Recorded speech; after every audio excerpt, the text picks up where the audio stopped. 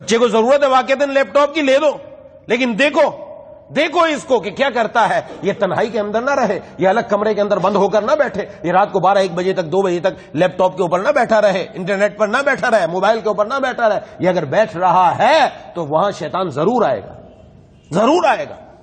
آپ کہیں گے ہمارا بچہ بہت اچھا ہے، شریف ہے، یہ چند دنوں بعد پتہ چل جائے گا کہ کہاں ہے. کوئی بڑے سے بڑا آدمی بھی ہو، تنہائی میں اگر اس چیز کو لے کر بیٹھے گا تو اس کو اپنے ایمان کا پتہ نہیں ہے. اس لیے حکم دیا جاتا ہے نوجوان طبقے کو بھی چاہیے، اگر آپ نے استعمال کرنا ہے، ضرورت ہی آپ کی کام ہے اس کے اوپر، آپ سب گھر والوں کے سامنے بیٹھ کر اپنا کام کرو. کبھی جرت نہیں ہوگی غلط کام کرنے کی اس کے اوپر. جب سب لوگوں کی نظر میں ہوگی، بہن کی نظر میں ہے، بھائی کی نظر میں ہے، والد کی نظر میں، والدہ کی نظر میں، سب کی نظر میں ہو. تو یہ تو ہمیں بتایا گیا کہ اپنی نظر، اب ہمارا بچہ دیکھ کیا رہا، ہماری بچی کیا دیکھ رہی ہے، وہ ہمارے اوپر ہے. جو دیکھ رہی ہیں آگے اس کا نتیجہ بھی نکلنا ہے. اس سے میں آگے عرض کرنے والا ہوں کہ پردہ تو اتارا، لباس بھی ہمارا اتارا ہے.